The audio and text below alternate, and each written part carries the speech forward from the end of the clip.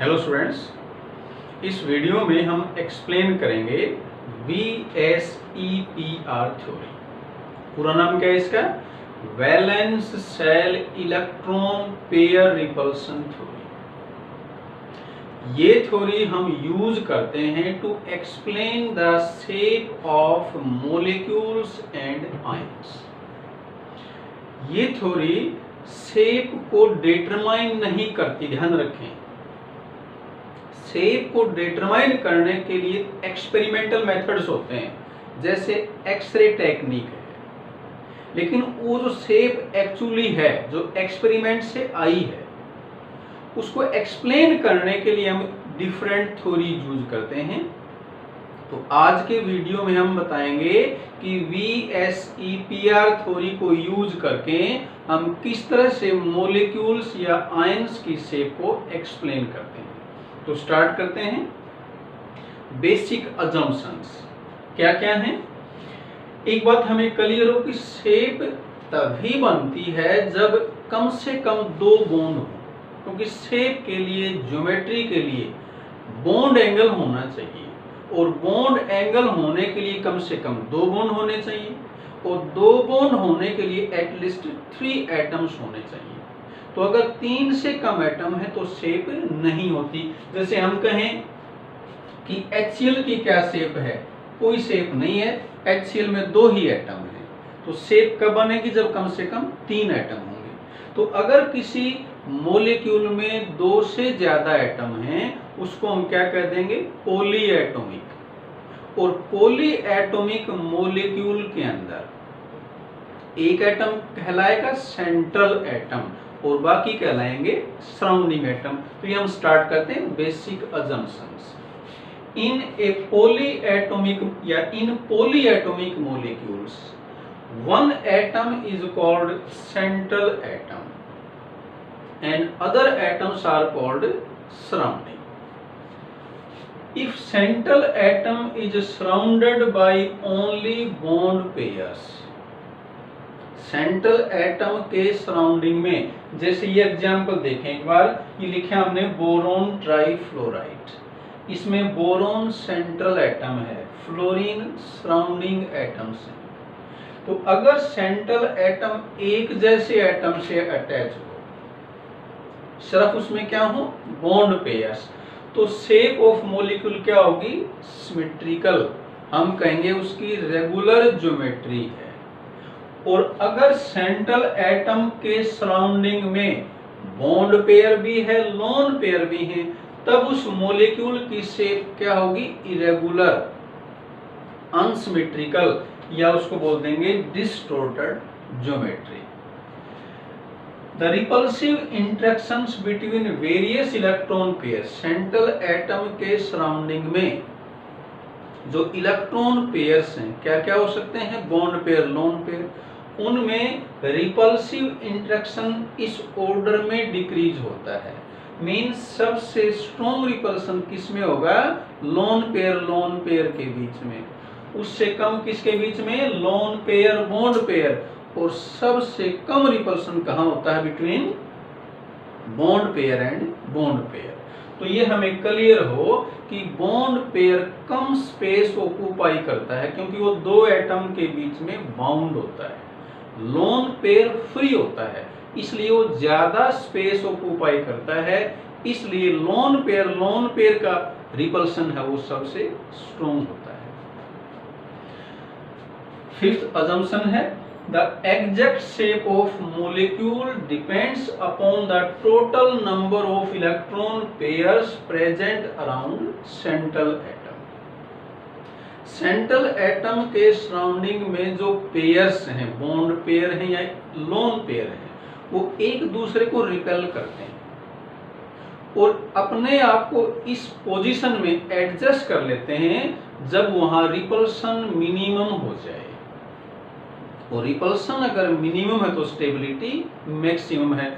वो उस मॉलिक्यूल की क्या होती है? ज्योमेट्री या शेप।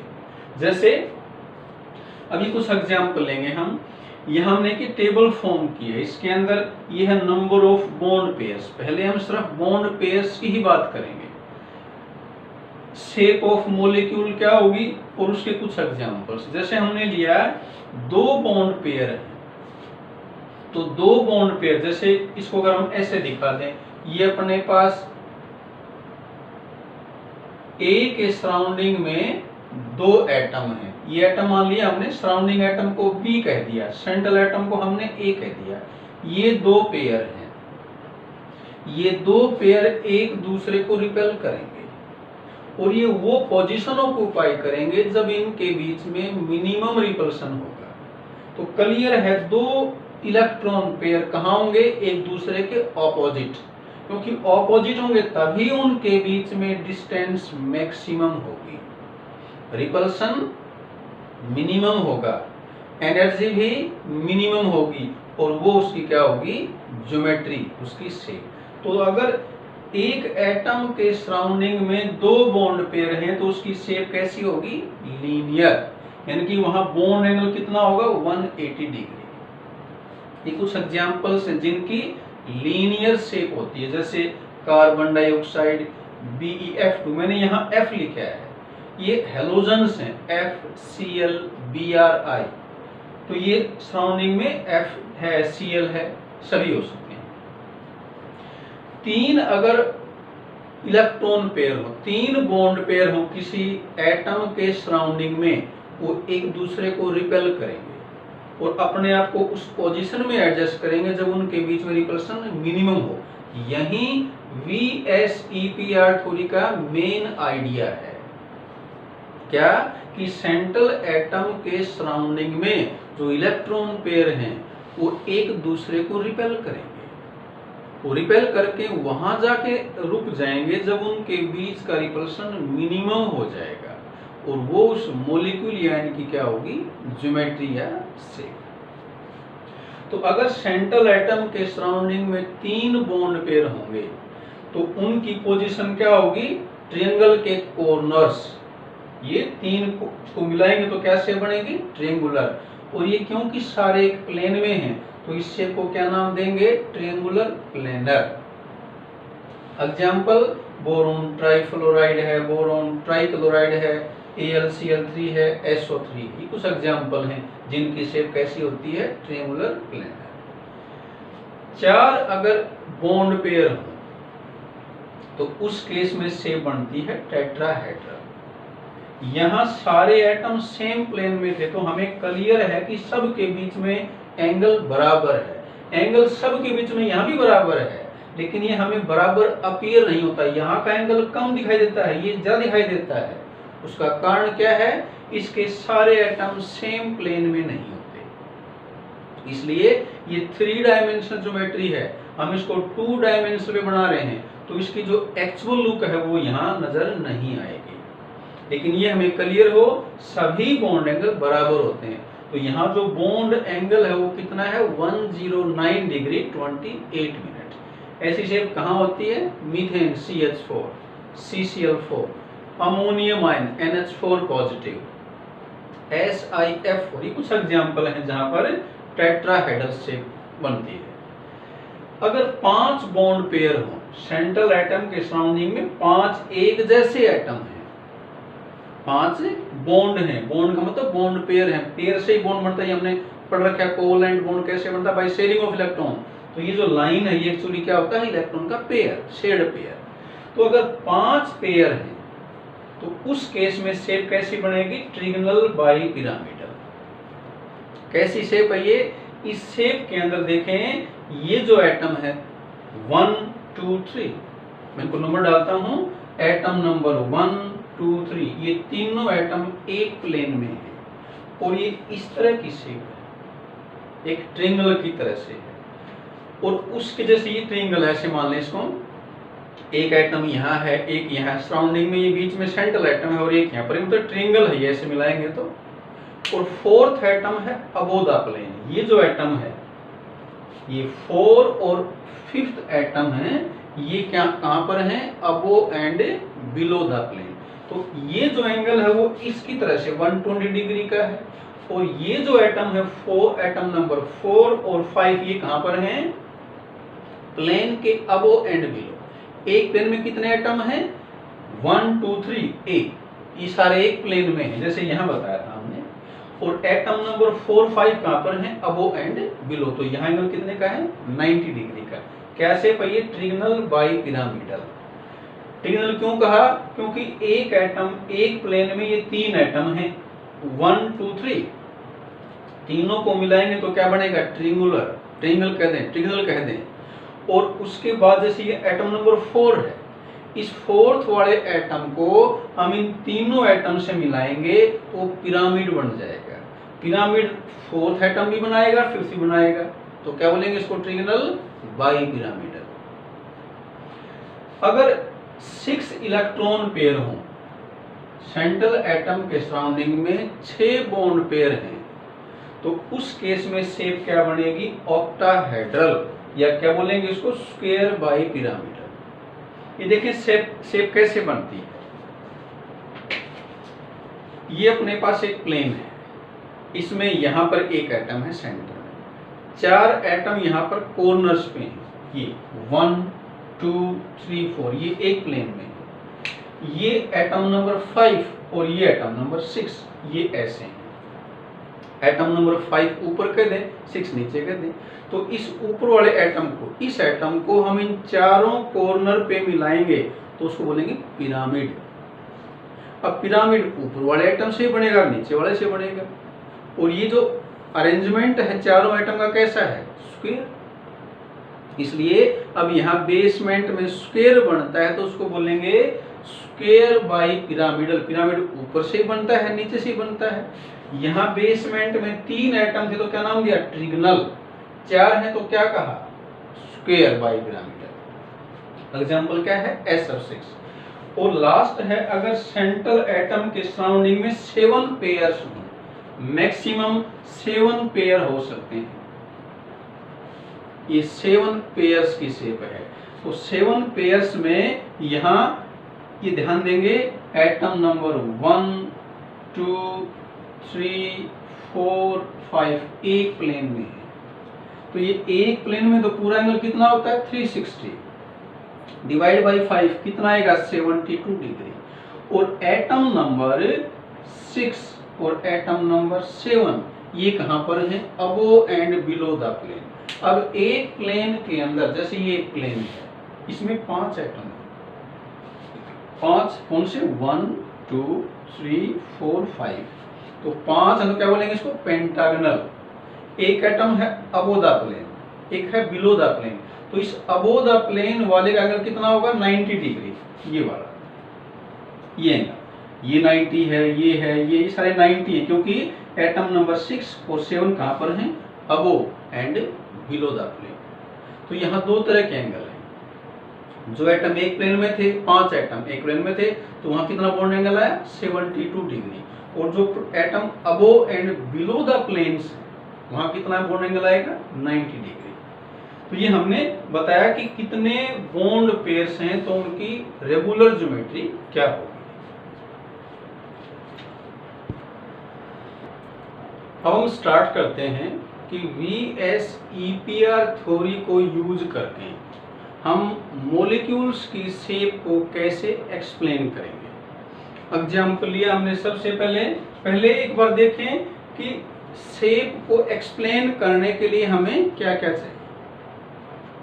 हमें मॉलिक्यूल्स के अंदर सेंट्रल एटम के इलेक्ट्रॉन पेयर निकालने पड़ेंगे। तो इलेक्ट्रॉन पेयर निकालने का फार्मूला है, number of electron pairs is equal to valence electrons of central atom plus number of monovalent atoms जो सिंगल बॉन्ड फॉर्म करते हैं। ऐसे एटम्स कौन से हैं, हाइड्रोजन, फ्लोरीन, क्लोरीन, ब्रोमीन और आयोडीन। अगर डाईवैलेंट एटम है जैसे ऑक्सीजन, तो उसको यहां शामिल नहीं करना, डिवाइड बाई 2। तो इस फार्मूले से अपने पास नंबर ऑफ इलेक्ट्रॉन पेयर आ जाएंगे। इलेक्ट्रॉन पेयर 2 तरह के हैं, बॉन्ड पेयर्स और लोन पेयर्स। तो नंबर ऑफ बॉन्ड पेयर्स कैसे आएंगे, जितने सराउंडिंग एटम होंगे मॉलिक्यूल के अंदर, जितने भी सराउंडिंग एटम हैं, वो चाहे मोनोवैलेंट हैं चाहे डाईवैलेंट, जितने भी एटम हैं उतने ही क्या होंगे, नंबर ऑफ बॉन्ड पेयर्स। और फिर निकालेंगे नंबर ऑफ लोन पेयर्स। वो कैसे आएंगे, टोटल इलेक्ट्रॉन पेयर में से माइनस कर देंगे बॉन्ड पेयर्स, तो ये अपने पास लोन पेयर्स आ जाएंगे। तो हमने पहले कैलकुलेट करने हैं इलेक्ट्रॉन पेयर्स। अब एग्जाम्पल, इसमें एक पॉइंट पहले और, multiple bond is treated as a single electron pair. अगर मान लो दो एटम के बीच में डबल बॉन्ड है तो डबल बॉन्ड दो पेयर से बना है। VSEPR थ्योरी में उस डबल बॉन्ड को हमने एक पेयर कंसीडर करना है। हालांकि देखो ये तो क्लियर है कि डबल बॉन्ड बनेगा तो दो पेयर्स हैं, लेकिन हमने उस डबल बॉन्ड के जो 4 इलेक्ट्रॉन उसको एक पेयर, सुपर पेयर कहेंगे, एक ही पेयर काउंट होगा, ये ध्यान रखेंगे। एग्जांपल स्टार्ट किया हमने CO2।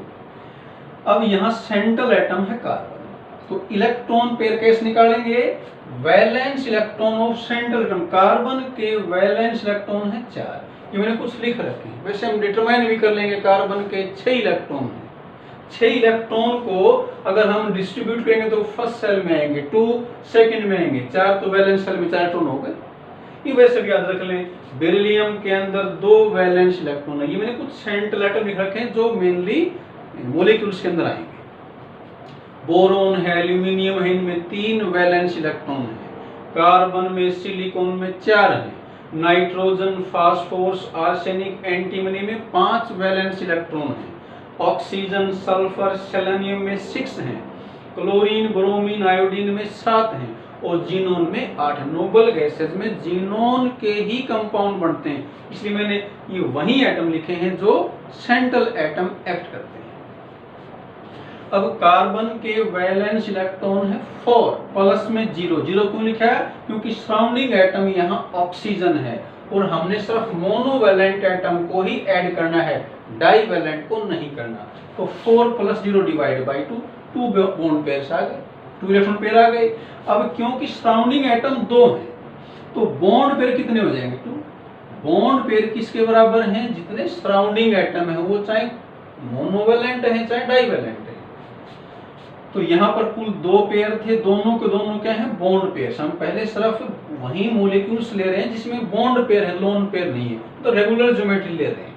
अभी हमने बताया था 6 रेगुलर ज्योमेट्री हैं, जितने भी शेप्स हैं वो सारे उन 6 से बन जाएंगी। तो पहले एक बार ये 6 शेप हम देख लें कैसे बनती है।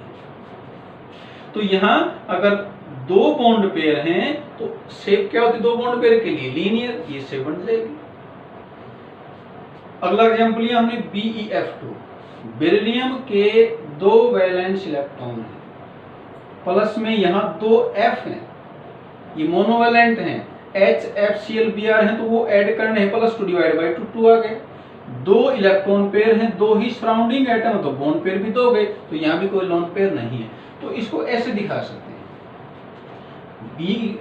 बेरिलियम के सराउंडिंग में 2 पेयर थे, किसके थे, Be और F के। तो अब ये दोनों पेयर एक दूसरे को रिपेल करेंगे और कहाँ एडजस्ट होंगे, जब रिपल्सन मिनिमम हो जाएगा। ये बेसिक आइडिया है बैलेंस इस VSEPR थ्योरी का। तो रिपल्सन मिनिमम कब होगा, जब ये एक दूसरे के अपोजिट होंगे, तो शेप कैसे आ जाएगी, लीनियर। और यहाँ पर जो बॉन्ड एंगल वो कितना होता है, 180 डिग्री। यह भी हम ऐसे दिखा सकते थे, यहाँ जो पेयर है उसमें 4 इलेक्ट्रॉन होंगे, वो सुपर पेयर है, वो एक ही पेयर काउंट होगा। थर्ड एग्जांपल है बोरोन ट्राइफ्लोराइड। यहाँ सेंट्रल एटम क्या है, बोरोन, F क्या है, सराउंडिंग एटम। तो इलेक्ट्रॉन पेयर कैसे निकाले हमने, बोरोन के हैं 3 वैलेंस इलेक्ट्रॉन, प्लस में 3 क्या है, ये F। ये formula, number of monovalent atom, इनमें से कोई भी है तो जितने इनको ऐड करेंगे, तो ये 3 थे, 3 ऐड कर दिए, डिवाइड बाई 2 कितना है 3। अब यहाँ बॉन्ड पेयर कितने हैं, 3, क्योंकि सराउंडिंग एटम 3 है। तो फिर ऐसे दिखा देंगे, B के सराउंडिंग में हमने 3 पेयर दिखाए 3 F एटम के साथ, और अब ये तीनों एक दूसरे को रिपेल करेंगे। इन 3 के बीच में मिनिमम रिपल्सन कब होगा, जब बॉन्ड एंगल 120 डिग्री का, मतलब ट्रिंगुलर शेप बन जाएगी। इस पोजीशन में इनके बीच में मैक्सिमम डिस्टेंस है और रिपल्सन मिनिमम है, मतलब ये मोस्ट स्टेबल है, एनर्जी मिनिमम है। Next methane. यहाँ सेंट्रल एटम क्या है, कार्बन। कार्बन के लिए हम निकालेंगे इलेक्ट्रॉन पेयर, ये मैंने डायरेक्ट लिख दिया यहाँ पर। कैसे निकालेंगे तो ध्यान देंगे, इलेक्ट्रॉन पेयर निकालने के लिए 4 + 4 / 2 क्यों आया ऐसे? क्योंकि यहाँ पर कार्बन सेंट्रल एटम है, कार्बन के 4 वैलेंस इलेक्ट्रॉन और प्लस में 4 क्यों लिखा है? क्योंकि 4 हाइड्रोजन है, / 2 4 आ गया। यहाँ सराउंडिंग एटम कितने हैं? 4, तो बॉन्ड पेयर भी 4 ही है, इसलिए मैंने यहाँ पर कार्बन के सराउंडिंग में 4 बॉन्ड पेयर दिखा दिए। ये 4 एक दूसरे को रिपेल करेंगे तो शेप क्या आ जाएगी? टेट्राहेड्रल। नेक्स्ट एग्जांपल है PCl5। यहाँ पर इलेक्ट्रॉन पेयर निकालेंगे। फास्फोरस सेंट्रल एटम है, फास्फोरस के 5 वैलेंस इलेक्ट्रॉन हैं, प्लस में 5 क्लोरीन है, / 2 कितना आएगा? 5। बॉन्ड पेयर कितने हैं? जितने सराउंडिंग एटम है, कितने सराउंडिंग एटम? Cl 5, तो बॉन्ड पेयर 5 हैं। कुल पेयर 5 थे, 5 के 5 बॉन्ड पेयर हैं। उसको ऐसे दिखा दे, P के सराउंडिंग में 5 Cl और साथ में क्या दिखा दिए? Bond pairs. ये एक दूसरे को रिपेल करेंगे और इनके बीच में जो मिनिमम रिपल्सन है वो इस पोजीशन में होगा। इसमें ये 3 एटम एक प्लेन में है, 2 atom above and below the plane है। तो ये जो अबो और बिलो है ये परपेंडिकुलर है, तो यहाँ बॉन्ड एंगल कितना है? 90 डिग्री। और ये 1 2 3 ये 3 एटम इस तरीके से हैं, तो यहाँ इनके बीच में बॉन्ड एंगल कितना है? 120 डिग्री। तो शेप क्या है? ये ट्रिगोनल बाइपिरामिडल। ये हमने एक्सप्लेन किया था कि ट्रिगोनल बाइपिरामिडल इसको क्यों कहते हैं। नेक्स्ट एग्जांपल ले रहे हैं S6। यहाँ पर सेंट्रल एटम है सल्फर, इसके 16 इलेक्ट्रॉन्स हैं, तो वैलेंस शेल में है 6 इलेक्ट्रॉन। तो हम number of electron pair calculate करेंगे तो फार्मूला अप्लाई किया हमने। 6 क्या है? ये वैलेंस इलेक्ट्रॉन, प्लस में ये 6 क्या है? Number of monovalent atoms. Surrounding atom अगर मोनोवैलेंट है तो लिखेंगे 6, ये लिख दिया, / 2 6 पेयर आ गए। बॉन्ड पेयर कितने हैं? जितने सराउंडिंग एटम है 6, तो कुल पेयर 6 थे, 6 के 6 बॉन्ड पेयर हैं। तो अब हमने क्या करना है? सल्फर के सराउंडिंग में ये 6 पेयर दिखा दिए। 6 क्या है? F atom. ये पेयर एक दूसरे को रिपेल करेंगे। देखें, जो मेन आइडिया है इस थ्योरी का वो क्या है? The electron pairs surrounding the central atom repel each other and adjust themselves in such a position that there is minimum repulsion and a maximum stability। तो ये जितनी भी ज्योमेट्री है ना, ये वो सिचुएशन है, ये वो पोजीशन है एटम्स की जब इनके बीच में, इनके जो बॉन्ड पेयर्स हैं उनके बीच में मिनिमम रिपल्सन है। रिपल्सन अगर मिनिमम है तो स्टेबिलिटी मैक्सिमम है। तो यहाँ ये S6 की शेप क्या बनेगी? Square bipyramidal. ये हमने बताया था अभी, इसको क्यों बोलते हैं? बाइपिरामिडल। ये इसका एक नाम और क्या है? ऑक्टाहेड्रल। नाम ऑक्टाहेड्रल क्यों है? जबकि सराउंडिंग एटम चाहिए, तो उसका एग्जांपल देखें। ये एक प्लेन है, यहाँ सल्फर है, यहाँ चारों कॉर्नर्स पे F है, ये एक प्लेन है। ये 5th एटम है जो अबो द प्लेन है। हमने इस 5th एटम से इन चारों पोजीशन को, कॉर्नर्स को मिला दिया, तो इसमें कितनी साइड आ गई? 4। इसी तरह जो नीचे वाला एटम है वहां से भी 4 साइड आएंगे, तो इसमें कुल 8 साइड्स हैं। तो 8 साइड की जो शेप है वो क्या होती है? ऑक्टाहेड्रॉन। जो बनता है वो ऑक्टाहेड्रॉन है, इससे शेप का नाम क्या आ गया? ऑक्टाहेड्रल। सिमिलरली नेक्स्ट एग्जांपल ले रहे हैं हम IF7। इलेक्ट्रॉन पेयर निकाले 7 + 7। क्यों? क्योंकि यहाँ सेंटर में आयोडीन है, हेलोजन्स के सेंट्रल, ये हेलोजन का सेंट्रल एटम है, तो वहां 7 वैलेंस इलेक्ट्रॉन है, प्लस में 7 क्या है? ये surrounding atom F। Surrounding atom इनमें से कोई भी है तो वो ऐड करना हमने, मोनोवैलेंट है ये, तो कितने पेयर आ जाएंगे? 7। अब नंबर ऑफ बॉन्ड पेयर कितने हैं? जितने सराउंडिंग एटम है, 7 F है सराउंडिंग, तो 7 बॉन्ड पेयर हैं। तो कुल पेयर 7 थे, 7 के साथ क्या है? Bond pairs. इसलिए शेप क्या बनेगी इसकी? रेगुलर। अब सराउंडिंग पेयर अगर 7 हैं, बॉन्ड पेयर्स हैं, तो ये शेप बनती है। शेप देखो, एग्जाम में शेप आता है तो ये स्टेप्स फॉलो करने हैं अपने को। पहले क्या निकालेंगे, इलेक्ट्रॉन पेयर, क्या निकालेंगे, बॉन्ड पेयर, फिर लोन पेयर। यहाँ तो लोन पेयर है नहीं, जीरो आ जाएगा, लेकिन अगर लोन पेयर है तो भी लिखने पड़ेंगे नंबर ऑफ लोन पेयर्स, फिर ऐसे बना देंगे और फिर उसको ऐसे कर देंगे। एक लाइन लिखना चाहें तो ये लाइन सभी में लिखी जा सकती है। अगर क्वेश्चन 2-3 नंबर में आता है जैसे एक्सप्लेन द शेप ऑफ, तो ये लाइन सबकी कॉमन है, ये मेन आइडिया है, ये सभी में हम लिख सकते हैं। तो उसको जनरलाइज कर देंगे, पर्टिकुलराइज कर देंगे। कैसे, जैसे मैं यही लिखना चाहता हूँ तो क्या कहूँगा, इन IF7 iodine is surrounded by 7 bond pairs, these bond pairs repel each other and adjust themselves in such a position that there is minimum repulsion and maximum stability। Otherwise question अगर मान लो 1 नंबर में आता है, 2 number में आता है, तो बगैर लिखे हुए हम इसको इतना छोड़ सकते हैं और लास्ट में शेप का नाम लिख देंगे। तो रेगुलर ज्योमेट्री कुल 6 तरह की है। ये 6 ज्योमेट्री अपने को याद रखनी है। इन 6 ज्योमेट्री को यूज करके हम किसी भी मॉलिक्यूल और आयन की शेप को एक्सप्लेन कर सकते हैं और एक तरह से, इस तरह से हम बताएं तो डिटरमाइन भी कर सकते हैं। तो इस वीडियो में हमने सिर्फ रेगुलर ज्योमेट्री ही एक्सप्लेन करी है। कब बनती है रेगुलर ज्योमेट्री, जब सेंट्रल एटम के सराउंडिंग में बॉन्ड पेयर्स हो। नेक्स्ट वीडियो में हम लेंगे जहां बॉन्ड पेयर्स भी आ जाएंगे, यानी कि जो शेप कैसी होगी, इरेगुलर, अनसिमेट्रिकल। तो इसमें इतना ही करते हैं। Thank you.